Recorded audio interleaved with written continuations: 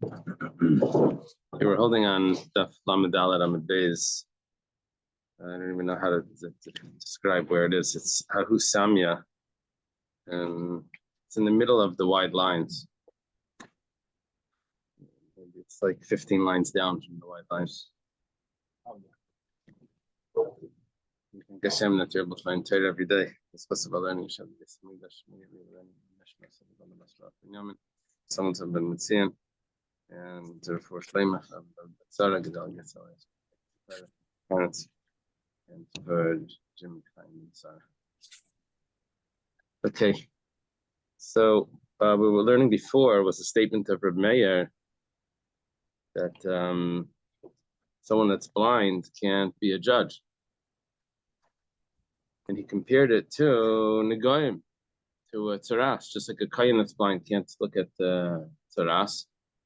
So to a judge can't judge if he's blind. Says Samya, there was a blind person that was Bishvivusi de Rabbi Yochanan. He was in Rabbi Yochanan's neighborhood. Well, the Havidain Dina, he was a judge. Rabbi Yochanan never told him anything. Seems like a problem, right? The Gemara says, how is that possible? Rabbi Yochanan has a famous rule that he says halachas kastam mishnah. Yeah, well, we always have this rule, but we don't always quote it. It's always quoted in the name of Rabbi Yochanan. We don't always realize that it's Rabbi Yochanan that holds that. Rabbi Yochanan has the rules. A lot of rules that we have is halacha. So Rabbi Yochanan says halacha kastam mishnah, and where's our stam mishnah? Tanan, and we have this mishnah in Masechtas Nida that says kol kasha ladan, anyone that's acceptable to be a judge, kasha lahad, is also acceptable to be a witness, to testify. But however, there is a possibility of someone that could testify, but he can't be a judge.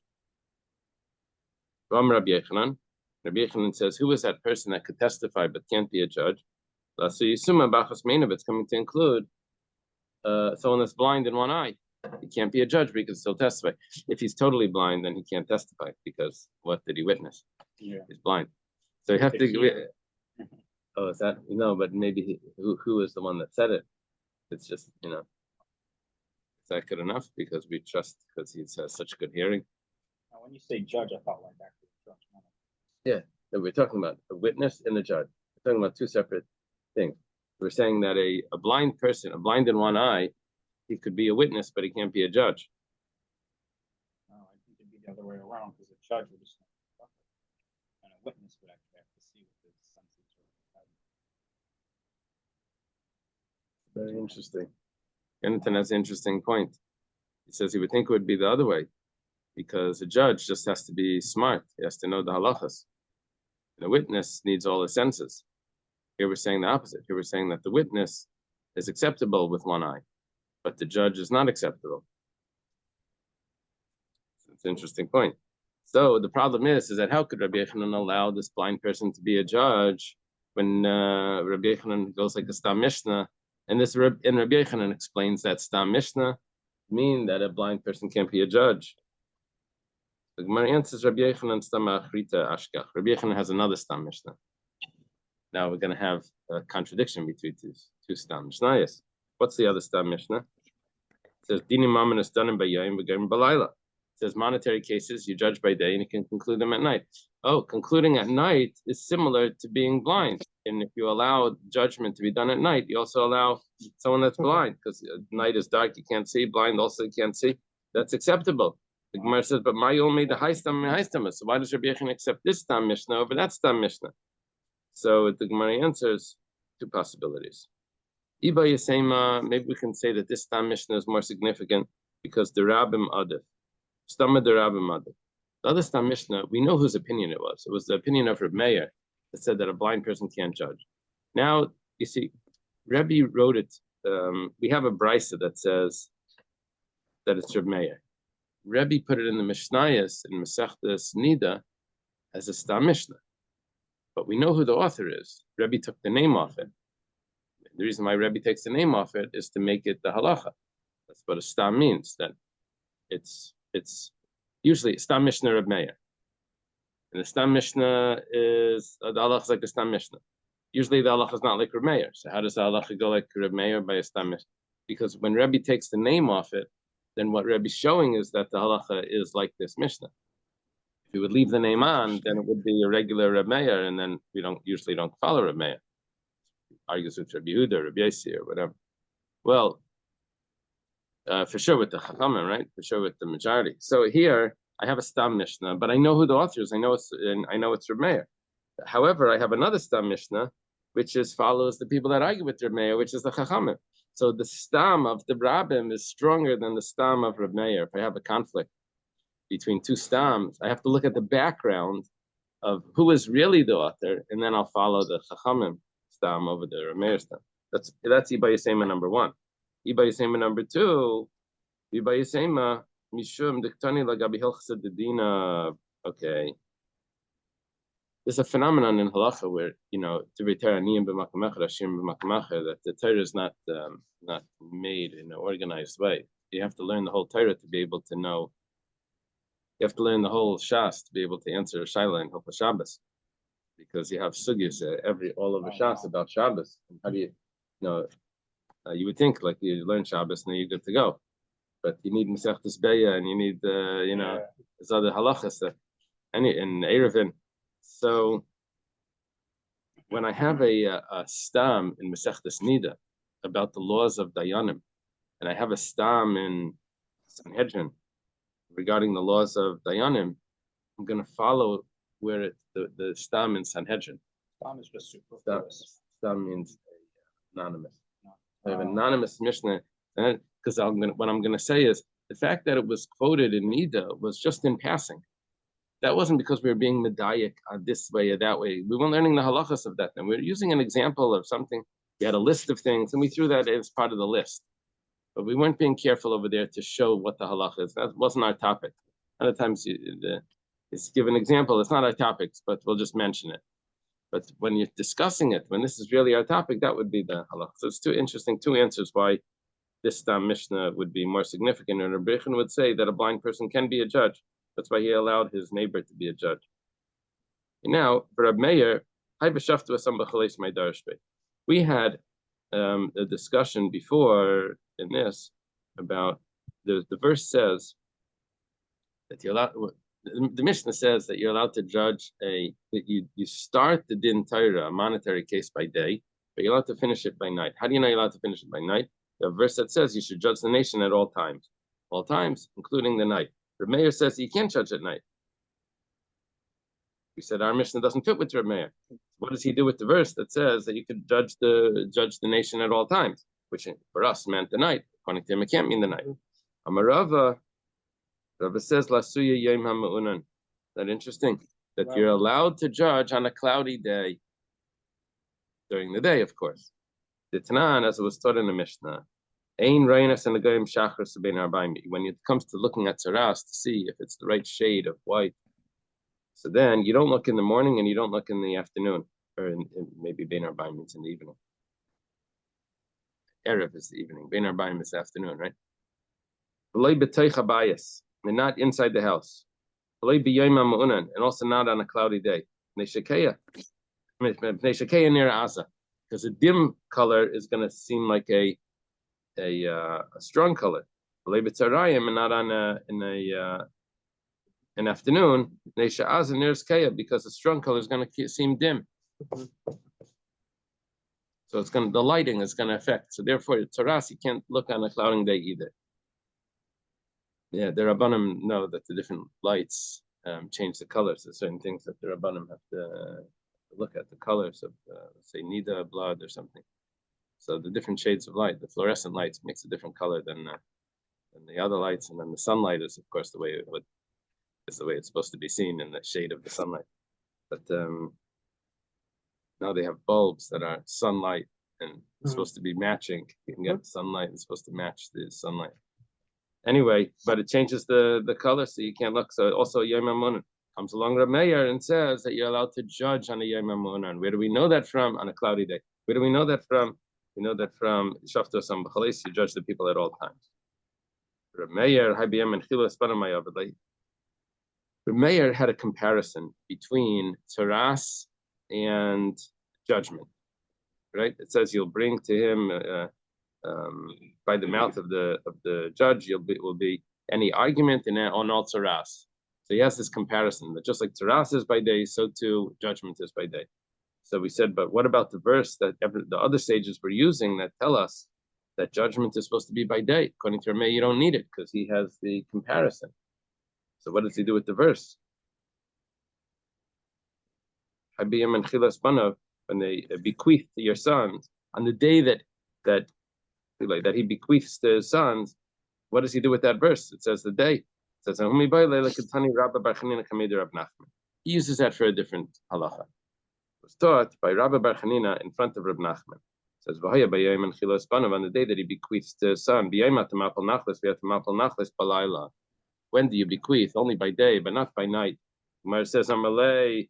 So Reb Nachman says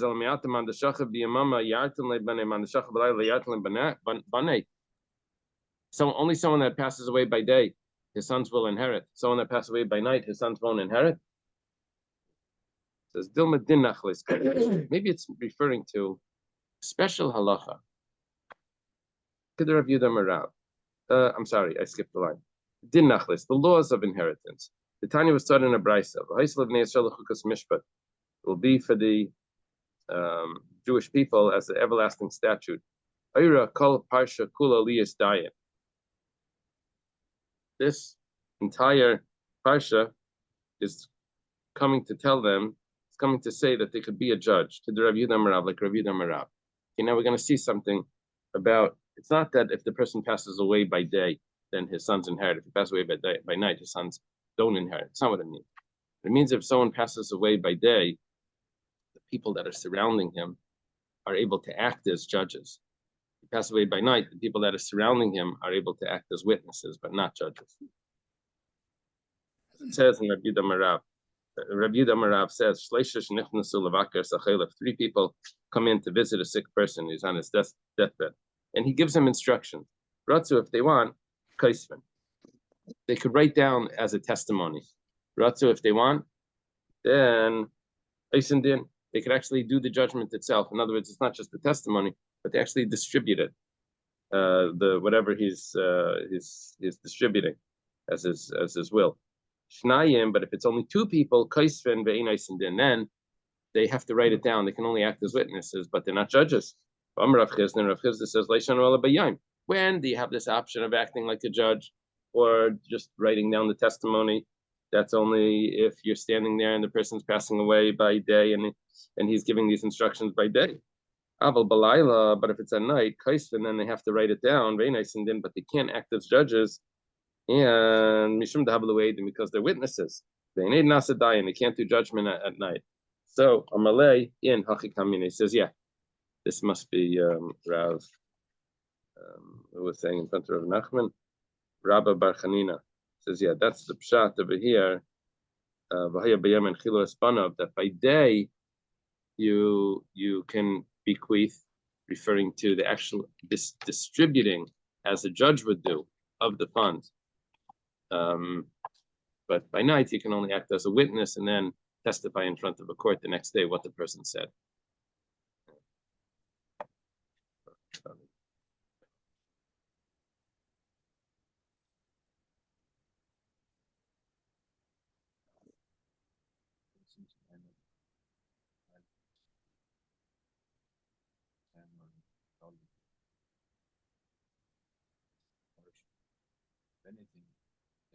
Gemara does this. The reason why I'm accepting it like face value.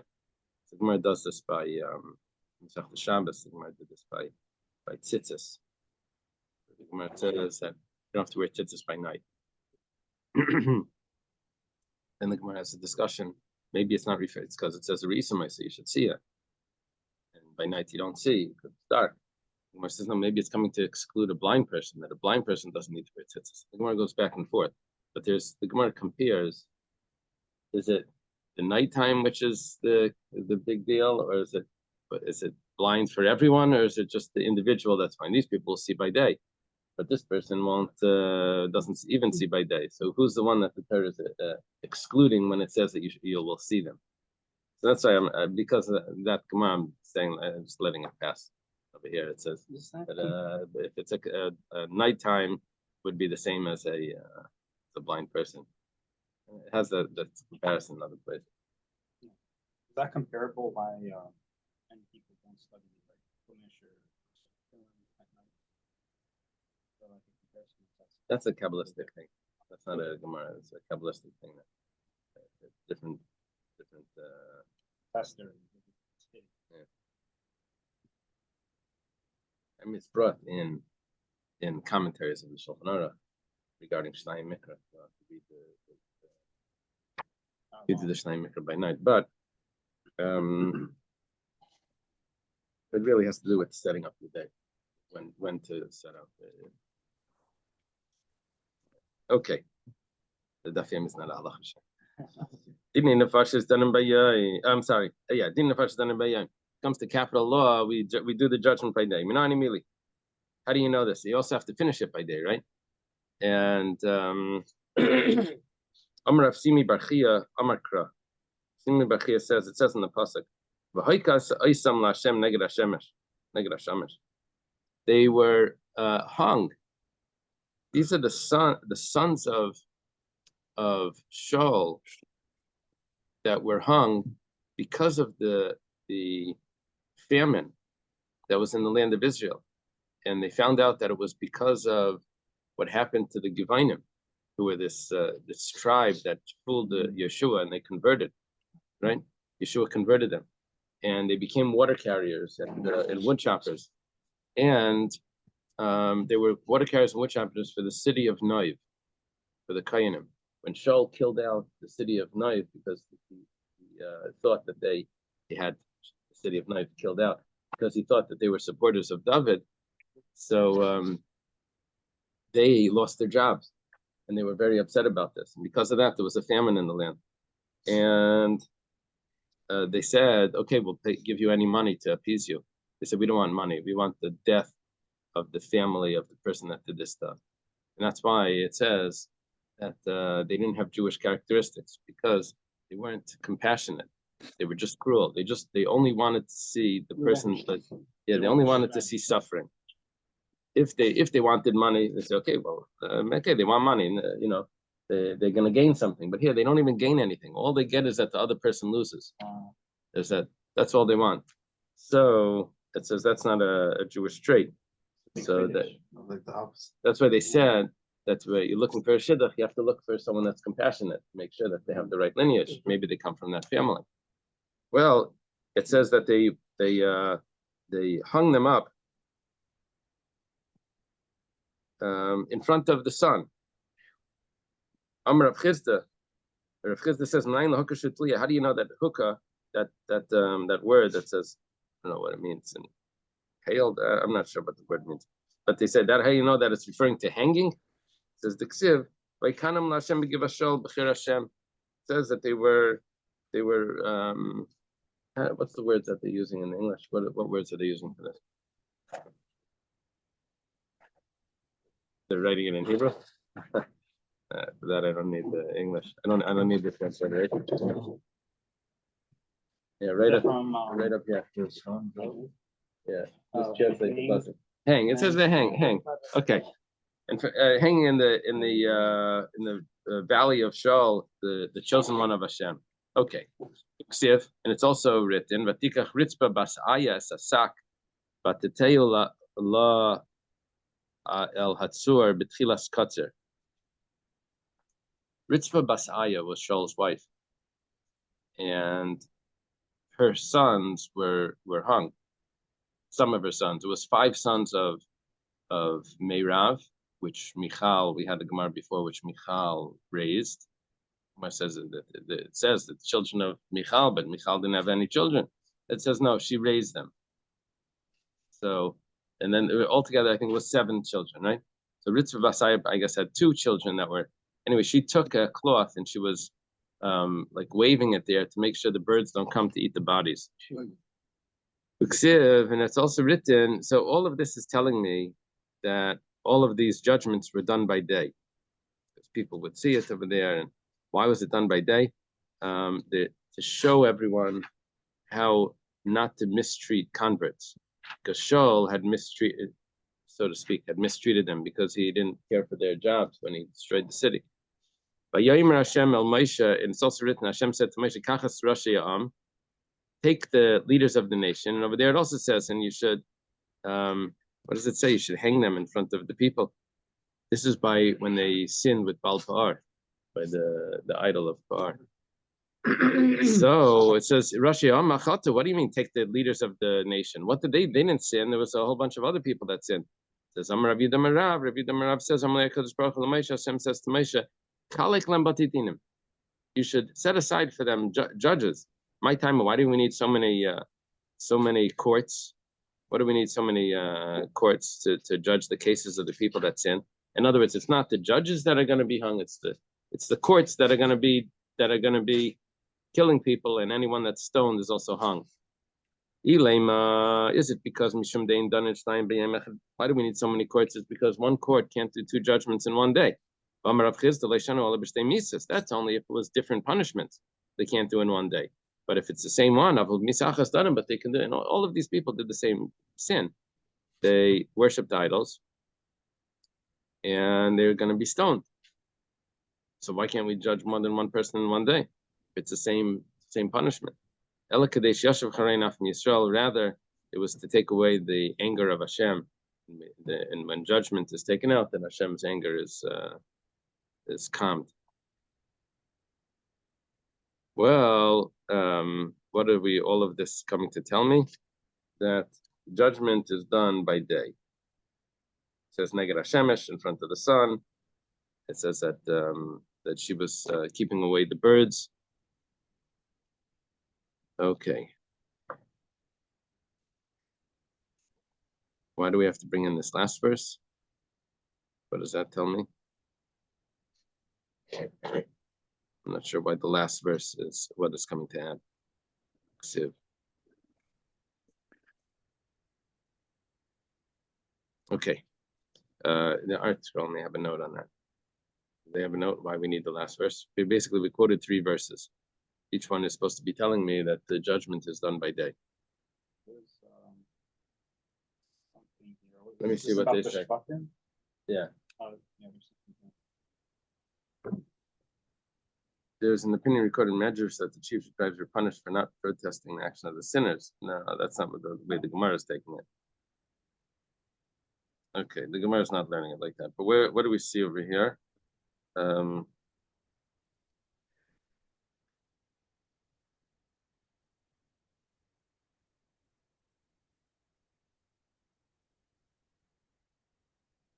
Oh. It's missing the end of the pasuk. Yeah, the end of the pasuk says, "And hang them onto the Lord, facing the sun."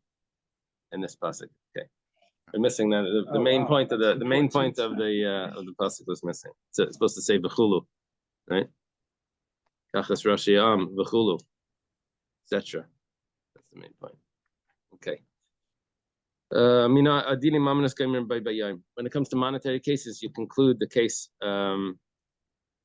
You can conclude the case on the same day. When it comes to capital punishment, you have to delay the conclusion until the next day. It's called halonas din. You have to leave it overnight if it's going to be guilty. You don't do it on the same day. You have to leave that overnight.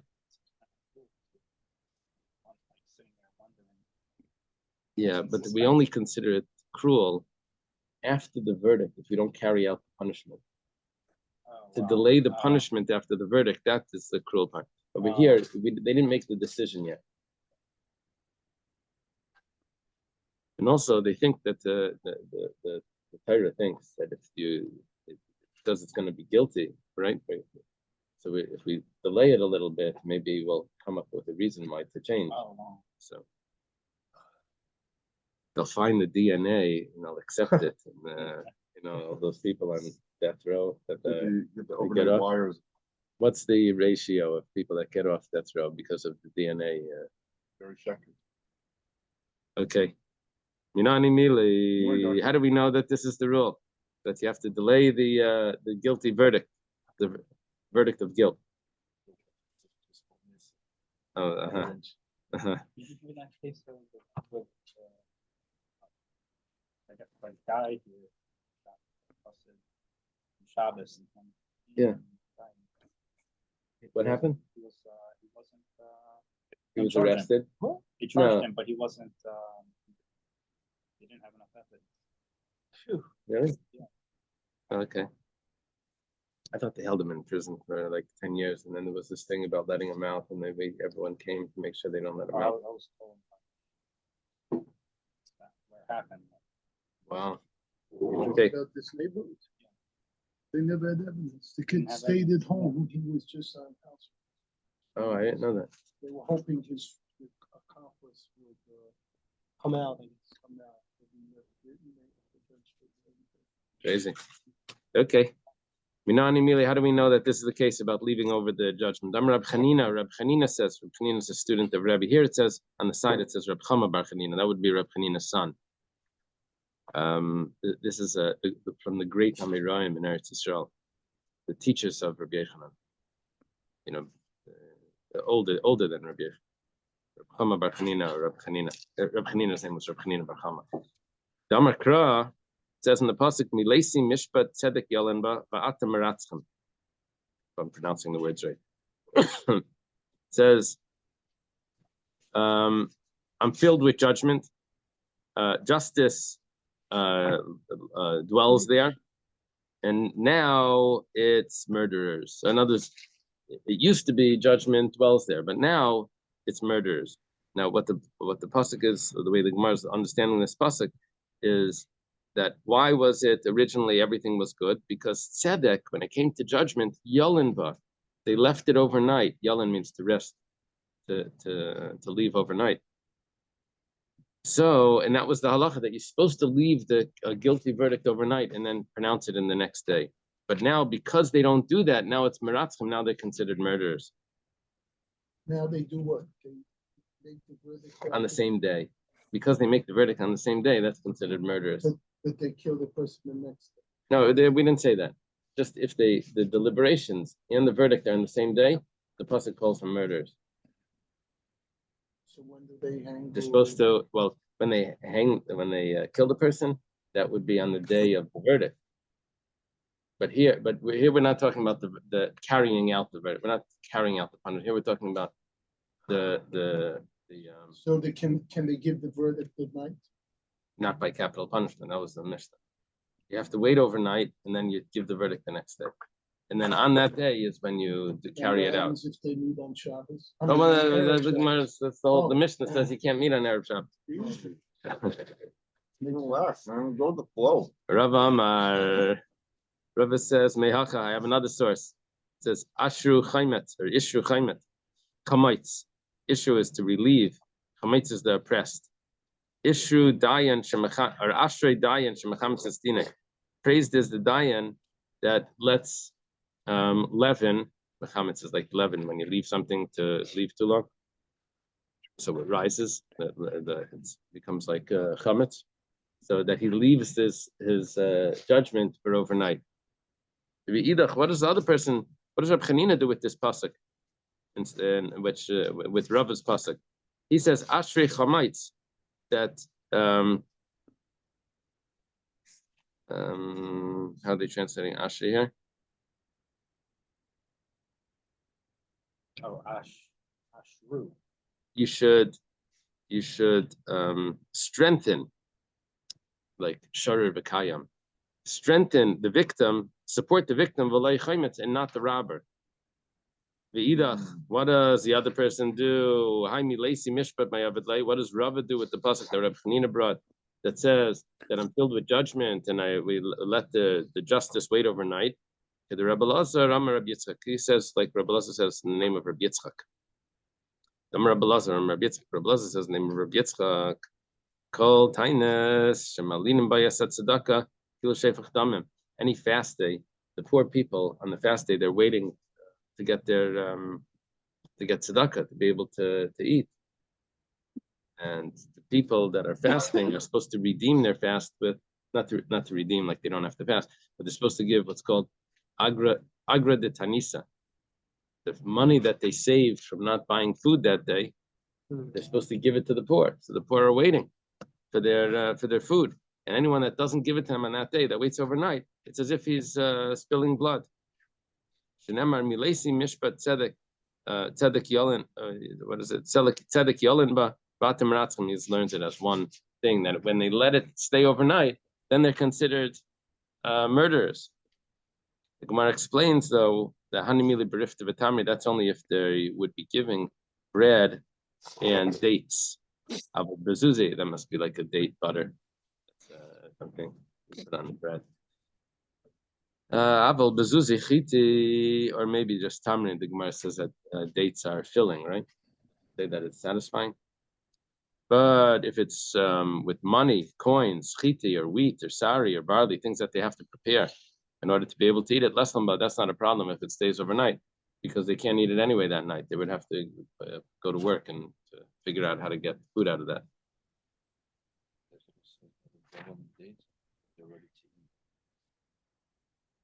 Yeah, if it's ready bread, you need it. And the dates, you just need it. Just take the seed out. I'm checking for bugs.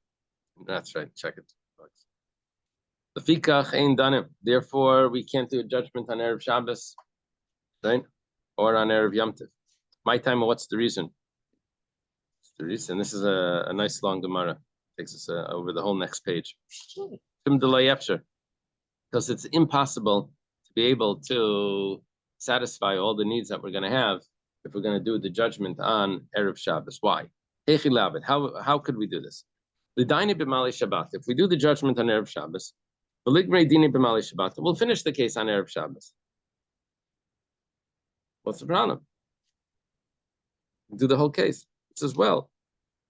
Maybe it looks like we're headed to make guilt, and we just learned before that you have to leave it overnight if the verdict is going to be that he's guilty. Well, so the Gemara says, let's finish the case on Shabbos. It says, then we'll have to kill him on Shabbos. And we can't carry out the verdict on Shabbos. That's the Gemara on the next page is going to discuss. Why don't we kill him on Mitzvah Shabbos? Orta means at night. It says neged Hashemesh bin. We can't. We have to kill him by day. It says opposite the sun, right? So let's do the judgment on Friday. We'll complete it on Shabbos and we'll kill him on Sunday. So nimtzat manes dinai. You're prolonging the carrying out the judgment, which is cruel. So how about this? Let's do the judgment on Friday and we'll continue on Sunday. Minshi Tamaya, they're going to forget their reasons. The judges are going to forget what they were saying. Oh, yeah. What are you saying? They're going to forget. They have the stenographers over there that are writing everything that they said. It says Nihi de Bepuma Kasvin. Their words they're writing, Liba de Inshi, but their thoughts, Liba is their heart. Inshi, they're going to forget. The hearts of a man, Inshi, it's like a play on the words. A heart of a man, Inshi, they'll forget. Hilkach le'yafshir, it's not possible. In other words, even though they can remind them of what they said, but all the background understanding that they had of what the reason was, they're going to forget it. Like in our today, it's like, oh, this juror is sick. We have to take another 2 weeks to find another one. This one is telling this.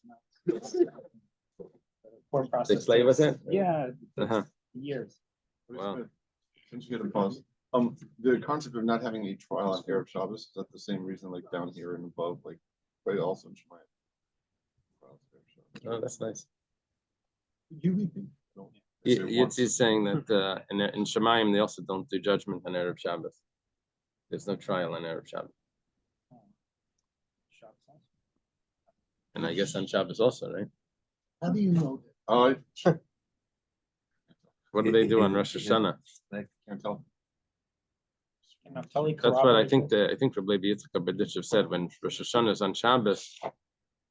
So then it's going to be a better year because Hashem can only judge for good. Oh, If it would be the other way, you would just have to delay, and if you can't pass the judgment on Shabbos. So how does it fall out? What do we Because use we're that all to forgiven. say it's always forgiven? Only allowed to say like All right. Oh, to save a life. Very good. I got Hill saying you could write to save a life, but not to. Okay, the Gemara gets into another topic, but its point is to get back to what we're talking about carrying out a verdict on Shabbos, carrying out the punishment. Rish Lakish says to his brother-in-law Rabbi Yochanan, we should be able to bury the dead. Someone that doesn't have relatives to bury, we should be able to do that on Shabbos. And as a Kal V'Chaimer, take a look at this Kal V'Chaimer. When it comes to work in the temple, we do the work in the temple on Shabbos, right?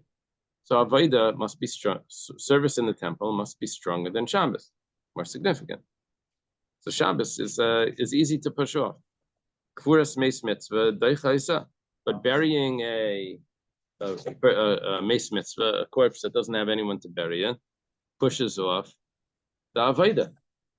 So if the Avodah pushes off Shabbos, and Kvuras Meis Mitzvah pushes off Avodah, so for sure, Kvuras Meis Mitzvah should push off Shabbos. We should be able to bury the dead on Shabbos. And where do we know that Kvuras Meis Mitzvah pushes off Avodah? It says It says by the Nazir, it says that a Nazir is not allowed to become Tameh to his relatives, even though a Kayan is yes allowed to. A Nazir is not allowed to. Kidatani was taught in a Brisa. It says this is the pasuk by the Nazir, not by the Kayan. It says that he should not become tamei to any of these people. The Nazir can't drink wine or become tamei. So it says his father, his mother, his brother, his sister, he can't become tamei to them. Why does he have to say these extra things? You can't become tamei. It's fine. You can't become tamei. See, Rashi brings this whole brisa in the Sifri, how each word is coming to teach me something about a meis mitzvah. Goes like this. But anyway, we could read through the whole Rashi, but the Gemara just says, what's it coming to tell me? Let's say someone was going to do a mitzvah, was going to shecht his carbon Pesach because it's Erev Pesach, and he's going to circumcise his son.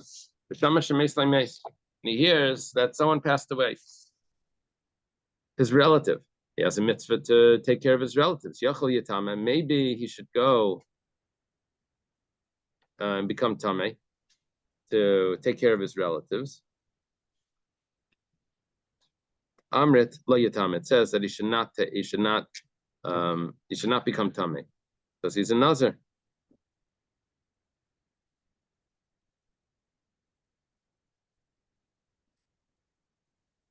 What does it have to do with he's going to do a mitzvah?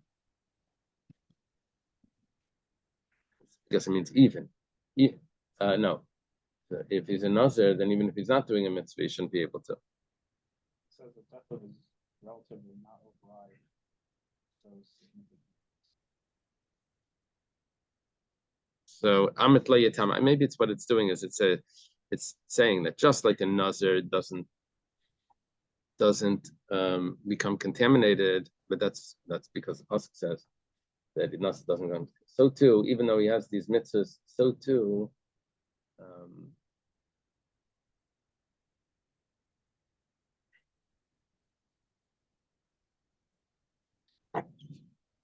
Let me see what the commentary, what they say about.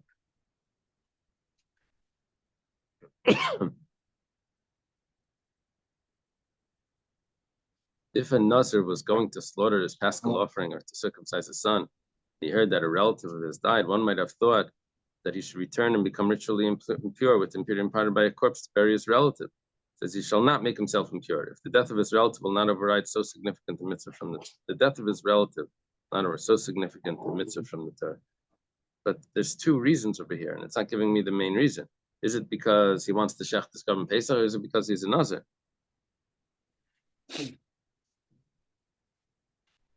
The article also says he's a Kohen Gadol. Oh, hey, Zalman. Oh, really? That's not the pasuk that's being quoted. Oh, maybe the brisa.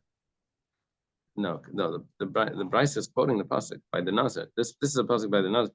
Really, they say it's talking about a Kohen Gadol.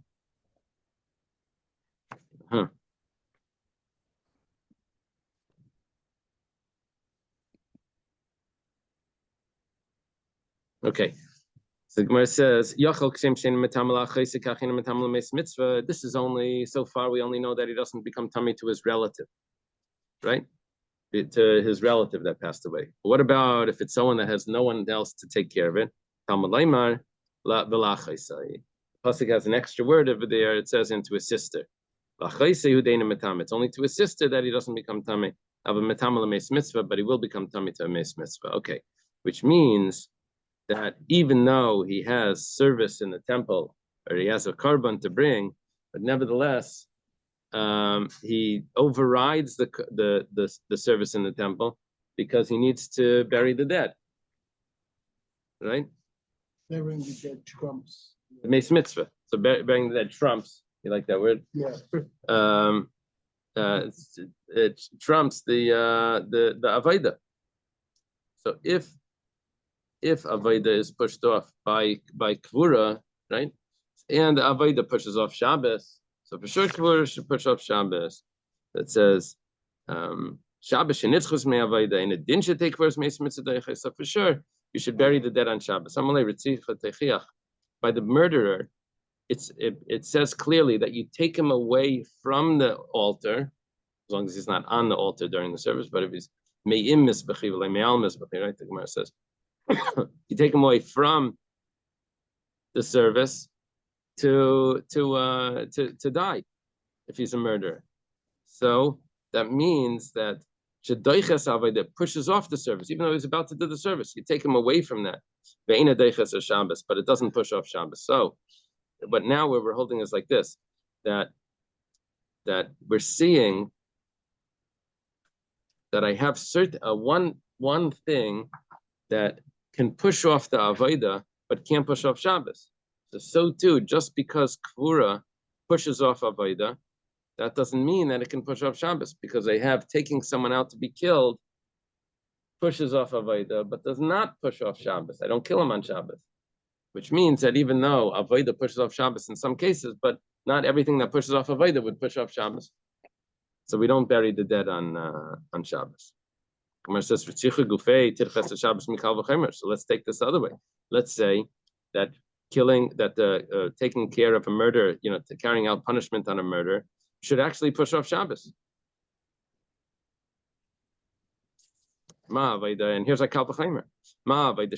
Shabbos. When it comes to the service in the temple, that does push off Shabbos, right?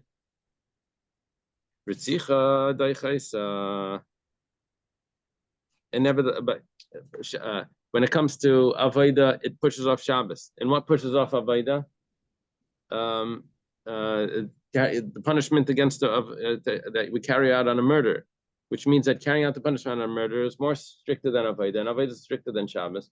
Therefore, carrying out the punishment on Shabbos should be, A equals B, B equals C, right? A equals B and B equals C, so A equals C. A is greater than B. B is greater than C. What are letters doing in math? Numbers on that. Why are letters? Okay, so as it says that you take him off the altar to put him to death. Shabbos, that's pushed off because of the service in the temple. So for sure, carrying out the punishment against a murder should push off Shabbos. Yeah, if avodah pushes off Shabbos and this pushes off avodah, so it should push off Shabbos. Amar Rava says, Kvar Psak Paska Tana de Rabbi Shmuel. You already have the answer to this from the Tana de Rabbi Shmuel. The Tana de Rabbi Shmuel was taught from Rabbi Shmuel. It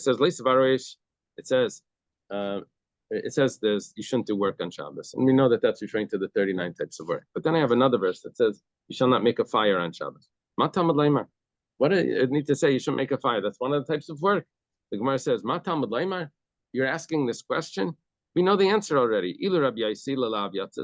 Maybe it's coming to tell me that this is a different type of malacha, making a fire. That this you only get lashes for. It's only a negative commandment. It's not like all the other malachas. Maybe it's coming to tell me what Reb Nassan says. That it's coming to tell me that each one individually deserves its own punishment, and I don't have to do all 39 to get punished. Just like this is davar shahaya ben achlal v'yatzim ben achlal leilam and alatzmi yatzim lam and kuli yatzis. It's coming to teach me about each and every malacha. The Tanya also started in Bryce Avar lav yatzis to Rabbi Yossi. Rabbi Yossi says it's coming to tell me that this is a unique malacha. You only get lashes. Reb Nassan Aimer, Nassan says that this malach is teaching me that every other malach is l'chalik yatzis, that each one individually gets the punishment. So why are you asking this question? Ela Maravara, the Rabbi says, Tanam Maishaves Kashalei. It says, in all your dwelling places, you shouldn't carry out fire. You shouldn't burn fire on Shabbos. It says, Maishaves Matamla. Why does it say dwelling places? Michti, 1 second. Shabbos Cheves Agufi. Shabbos, it doesn't have to do with Eretz Yisrael. Shabbos is on the obligation of the person. The Cheves Aguf, anything that's on the person, wherever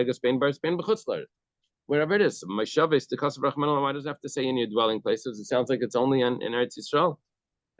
Why would I even, or maybe it sounds like I could have thought it's only in Eretz Yisrael. You have to tell me that it's I would have always understood that it's everywhere. It has nothing to do with the land. Mishum Rabbi Shmuel, they said, a student said in the name of Rabbi Shmuel, person will have a death penalty. He'll be put to death. We think that I put him to death on weekday and on Shabbos. Why does it say? What do I do with the verse that says that someone that violates Shabbos is put to death, that you can't violate Shabbos? That's Bashar Malachas. That's anything else that we do on Shabbos is put to death. Chutz Mrs. Bezdin, but not if he carries out a punishment of the court. No, maybe it's talking about that even if he carries out the death penalty of the court, he's also put to death on Shabbos if he burns someone on Shabbos. Mani Mekayim Behumas. What do I do with the pasuk of Behumas that he's put to death? That's Bechol. That's only in the weekday of Lei B'Shabbos. Or maybe no, maybe it does go on Shabbos. Over here it says don't burn anything in all your dwelling places. And further on it says it says that this will be everlasting statutes for all generations in all your dwelling places. Just like over there it's talking about in a court. Also over here it's talking about in a court. It teaches me that I don't carry out judgment on Shabbos. That was this long discussion just to tell me that the court doesn't do the punishments on Shabbos. If a guy left, we finished. Yeah, we're going to learn tonight. So we just paused. Is that okay? If we learn